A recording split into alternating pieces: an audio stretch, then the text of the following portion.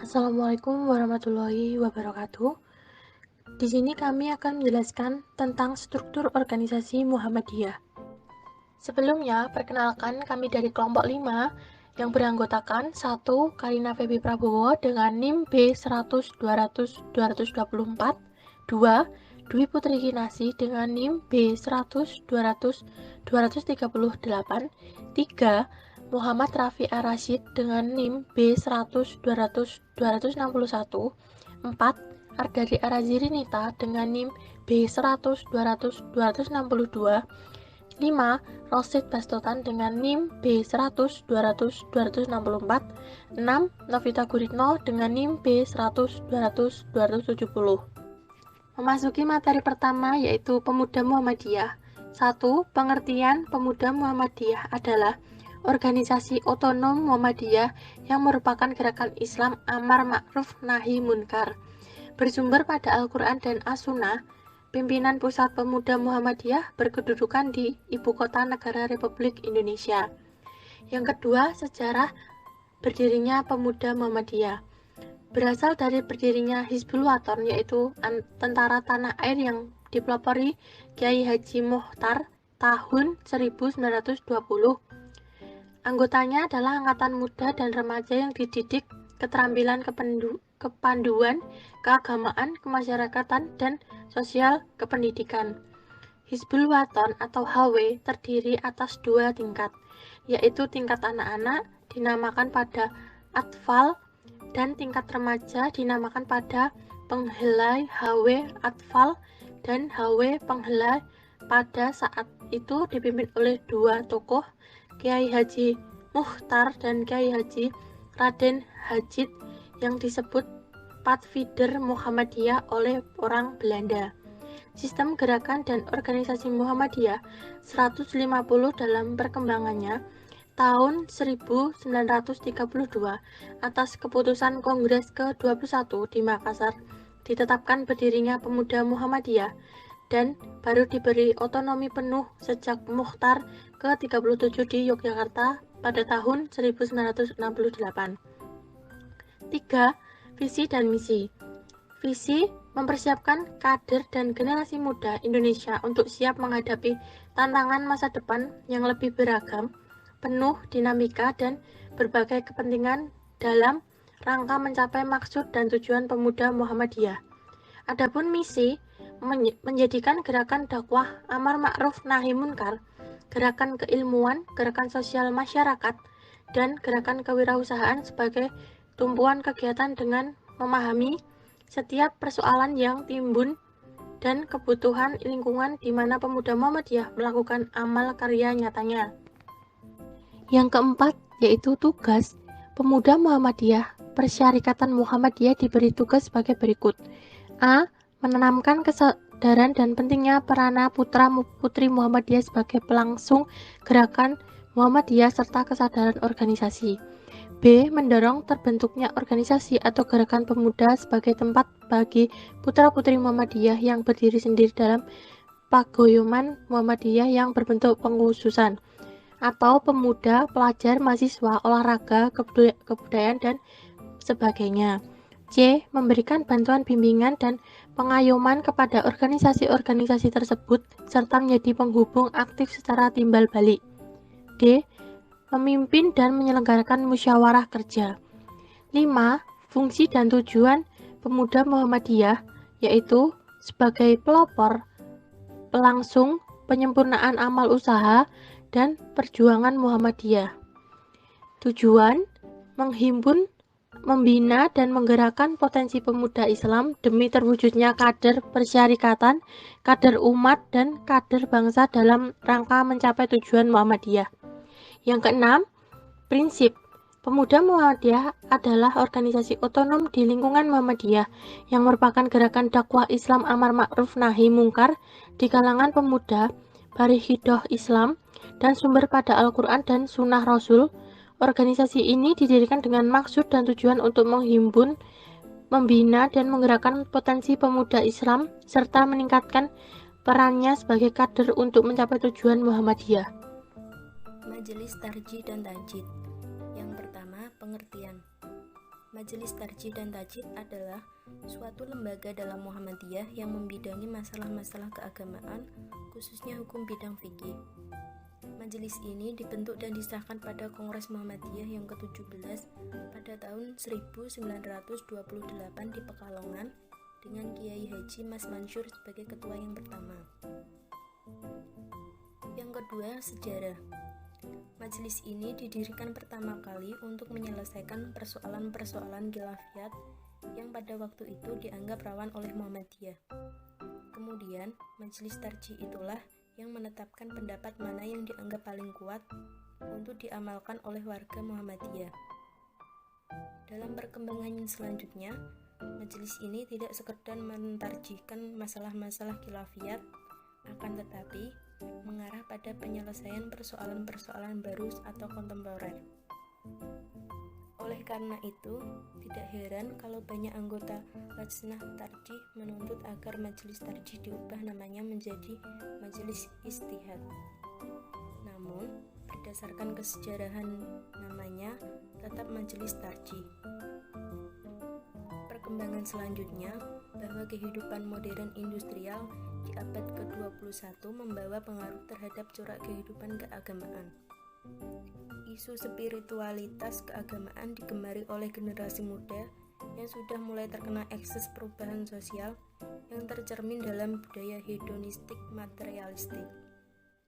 Dalam merespon problem modernitas, banyak corak pemikiran keagamaan kontemporer yang muncul ke permukaan seperti paham modernisme, fundamentalisme, mahdisme, tradisionalisme, dan lain-lain. Masing-masing pemikiran saling mencermati dua dan saling melakukan kritik. Respon keagamaan yang bersifat pluralistik, majmuk, terhadap modernitas tersebut perlu dicermati oleh Muhammadiyah. Karena itu, aspek pemikiran keagamaan perlu lebih serius ditekuni oleh warganya, dan Muhammadiyah tidak boleh lepas tangan dari problem modernitas dalam kaitannya dengan kehidupan spiritualitas keagamaan. Yang ketiga, visi dan misi.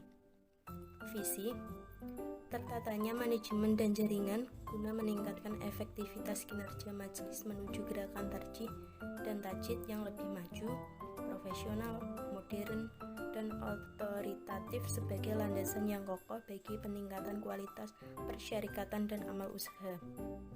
Misi 1. Mewujudkan landasan kerja majelis yang mampu memberikan ruang gerak yang dinamis dan berwawasan ke depan. 2. Revitalisasi peran dan fungsi seluruh sumber daya majelis. 3. Mendorong lahirnya ulama tarjih yang terorganisasi dalam sebuah institusi yang lebih memadai. 4. Membangun model jaringan kemitraan yang mendukung terwujudnya gerakan tarjih dan tajdid yang lebih maju, profesional, modern, dan otoritatif. Yang kelima, menyelenggarakan kajian terhadap norma-norma Islam guna mendapatkan kemurniannya dan menemukan substansinya agar didapatkan pemahaman baru sesuai dengan dinamika perkembangan zaman. Yang keenam, menggali dan mengembangkan nilai-nilai Islam serta menyebarluaskannya melalui berbagai sarana publikasi. Yang keempat, tugas dan fungsi. 1.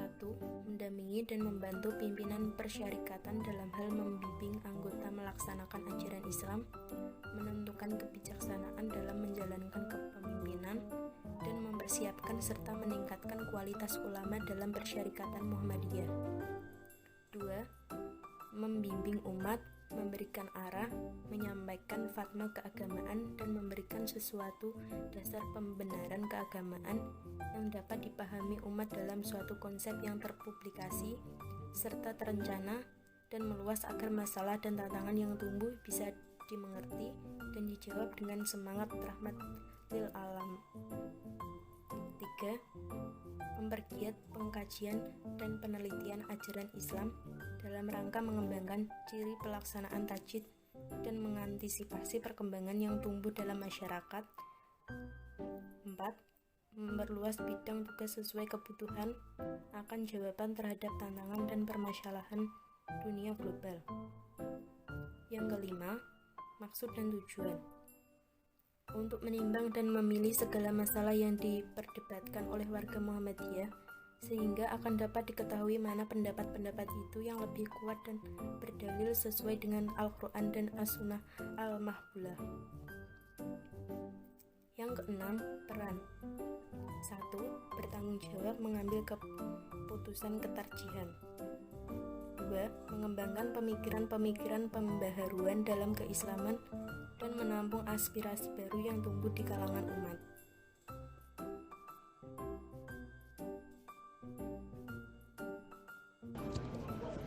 Untuk selanjutnya ada tugas dari Majelis Tablik. Berdasarkan garis besar program, majelis ini mempunyai tugas pokok. Untuk yang pertama ada meningkatkan kuantitas dan kualitas dakwah dalam segala dimensi kehidupan sesuai dengan prinsip gerakan Muhammadiyah. Yang kedua ada meningkatkan mutu dan kompetensi mubalik Muhammadiyah. Yang ketiga ada memperluas jangkauan dakwah agar mampu menyentuh berbagai level dan jenis kelompok masyarakat. Yang keempat, mengembangkan dan menerapkan dakwah multimedia, baik media lokal maupun media dengan muatan teknologi baru. Yang kelima, ada melakukan evaluasi dan memperbaiki konsep dan implementasi proyek-proyek dakwah Muhammadiyah seperti dakwah jamaah, dakwah kultural, dan sebagainya, agar kembali berjalan secara efektif. Dan yang terakhir, ada mengembangkan metode dan praktek pembinaan berkehidupan Islami dalam masyarakat.